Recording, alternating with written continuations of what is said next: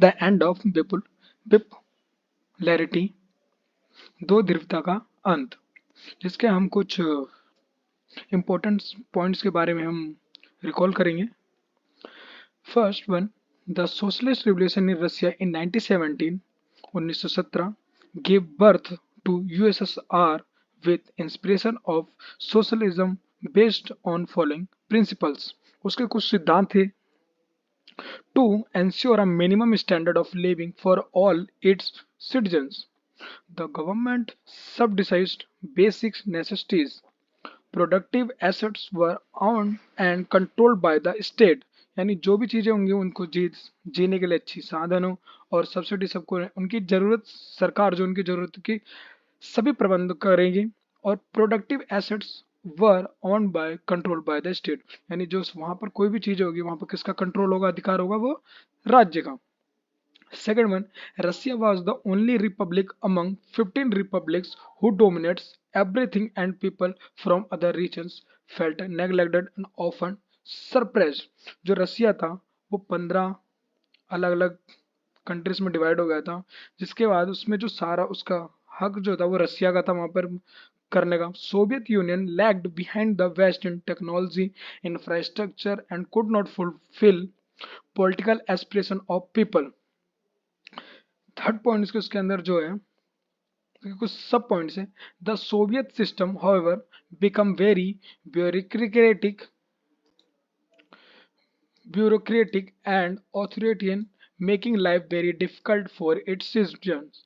जो सोवियत संघ के जो सिस्टम थी यानी जो उसके नियम थे उनको क्या करती थी, बहुत ज्यादा उनके जीवन को वहां के नागरिकों के लिए बहुत कठिन थी।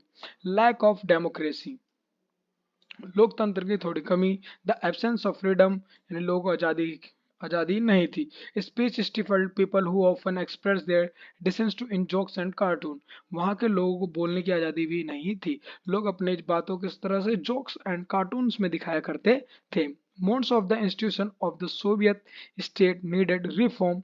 The one party system represented by the Communist Party, Soviet Union and high control over all institution was uncountable to the people। वहां पर एक ही पार्टी का अधिकार था, communist party. Soviet invention of Afghanistan in 1979 also weakened the system furthermore। फिर आता हमारे fourth point,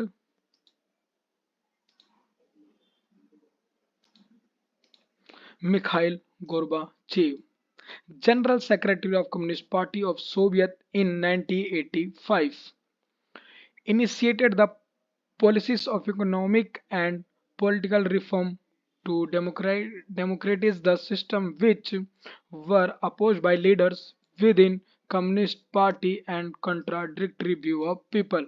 Mikhail Gorbachev general secretary थे कम्युनिस्ट पार्टी के, जिन्होंने 1985 में उन्होंने पॉलिसीज बनाई थी कुछ आर्थिक और राजनीतिक। Reforms were necessary to keep us USSR abreast of the information and technological revolutions taking place in the West। यानी वहां पर टेक्नोलॉजी लाना चाहते थे और अलग लोगों को जानकारियां मिले। However, Mikhail Gorbachev decision to normalise relations, इन्होंने क्या लाना चाहते थे, नॉर्मलाइजेशन भी लाया था। West and democratise and reform the Soviet Union had some other effects to neither he or nor anyone else intended or anticipated। The people in the East European countries, which were part of the Soviet bloc, started to protest against their own governments and Soviet control।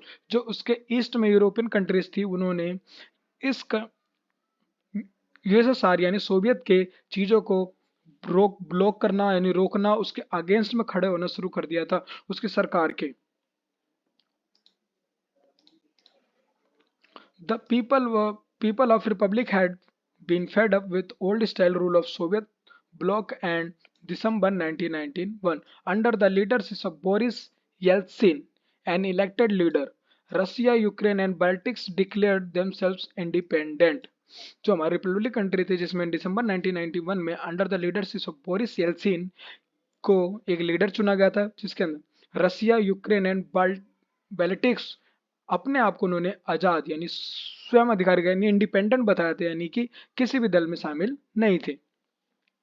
The formation of Commonwealth of independent state CIS came as a surprise, and the exclusion of these states were resolved by making the founder members of CIS।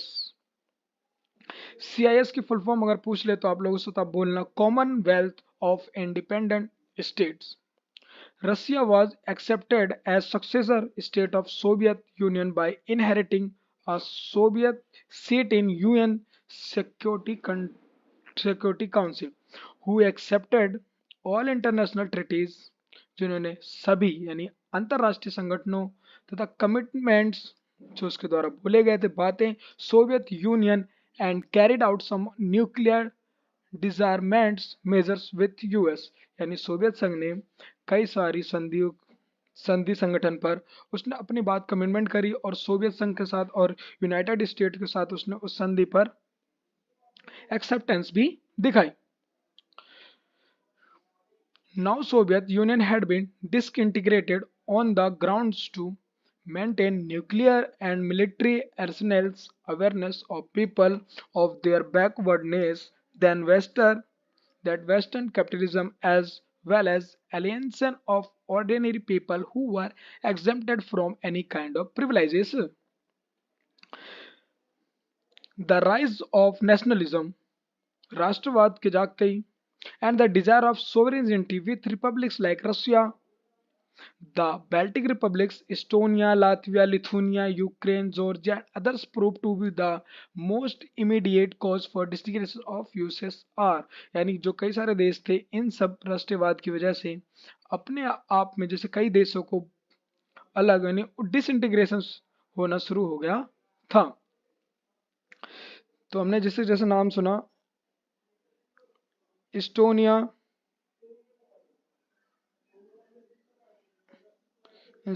Latvia, Lithuania, and Ukraine, Georgia, and other proved to be the most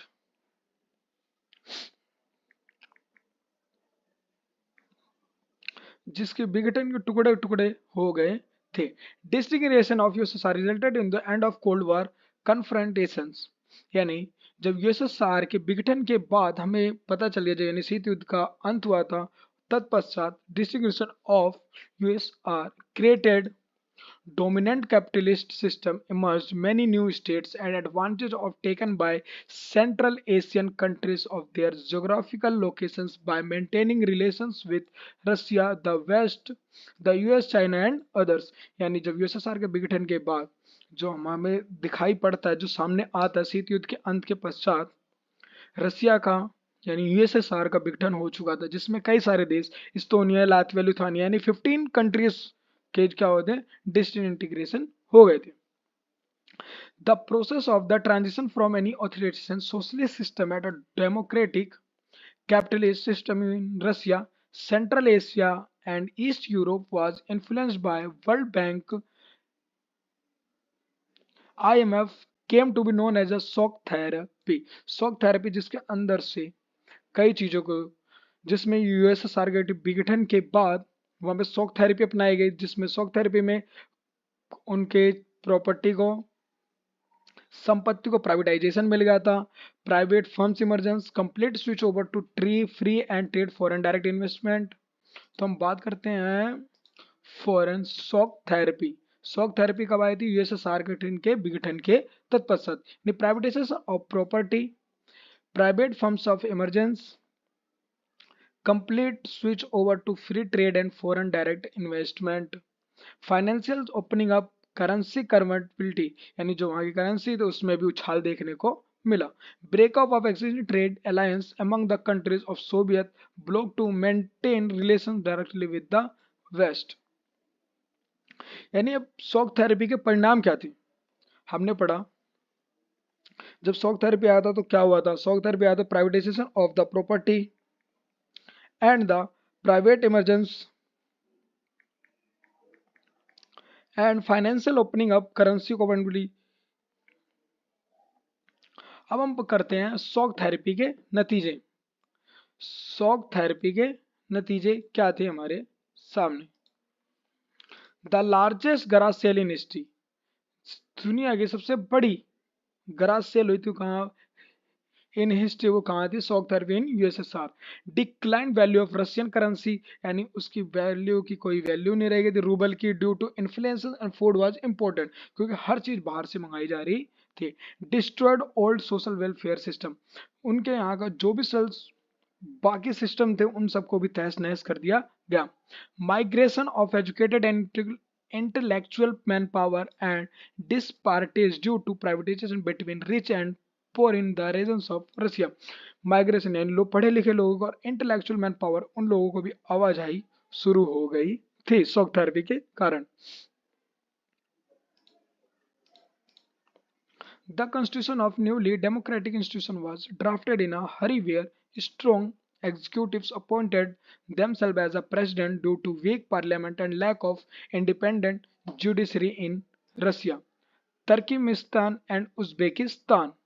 इन्होंने क्या अपनी ही अलग ही week of parliament नहीं होने की वजह से इन्होंने अपने आप को जुडिशरी को अलग कर दिया रसिया से, यानी तुर्कमेनिस्तान और Uzbekistan. Revival of Russia in 2000 due to export of natural resources like oil, natural gas and minerals which were available in abundance in Azerbaijan, Kazakhstan, Russia, Turkmenistan and Uzbekistan, and from where their pipelines crossed were paid on rent, यानी जो जो हमने gases मंगाई गई वो इन इन जगहों से cross जाने के लिए वहां पे पेड रेंट, लाने के लिए हमें वहां पे क्या करना पड़ा, इनको रेंट देना पड़ा।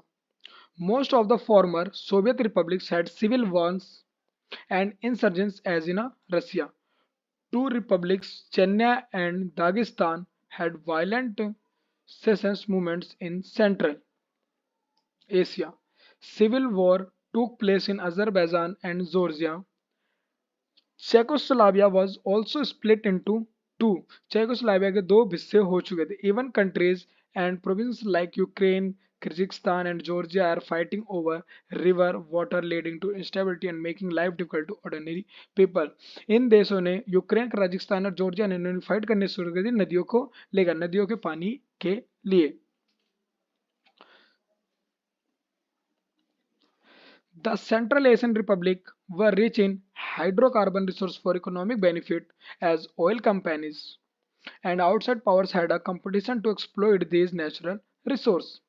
Also, the US approached them to hire bases and territories during wars in Iraq and Afghanistan।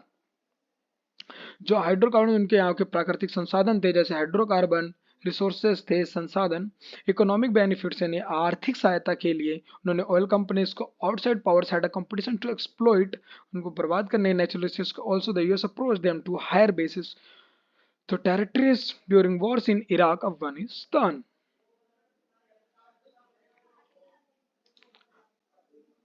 अब हम बात करते हैं Russia and India share a vision. उन्होंने रसिया और इंडिया की अलग विजन क्या थे, multi power world order, collective security, greater regionalism, negotiated settlements of international conflicts on independent foreign policy, decision making through United nation, यानी उनको multipolar का order मिल गया, कलेक्टिव सिक्योरिटी यानी एक दूसरे की सामूहिक सुरक्षा, ग्रेटर रीजनलिज्म यानी महान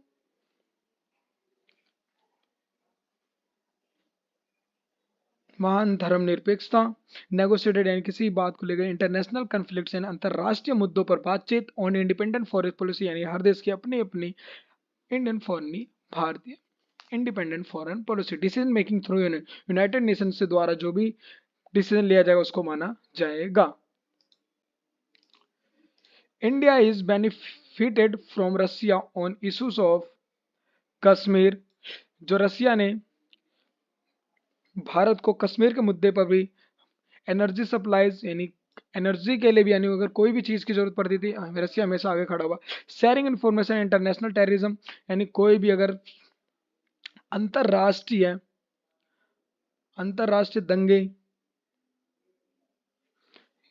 for a terrorism, access to Central Asia and balancing its relation with China। और सेंट्रल एशिया में तो बैलेंस करता है, बराबरी में रखता है उनके संबंधों को चाइना के साथ। In return Russia has also benefited from India on the ground of second largest arms market for Russia. Russia जो है इंडिया के लिए second, Russia has also been benefited from India on the ground of second largest arm market for Russia. Ji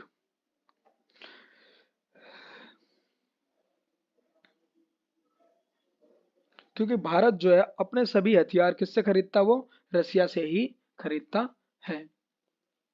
Thanks for watching my video. Like, comment and share and subscribe my channel Education Wonders.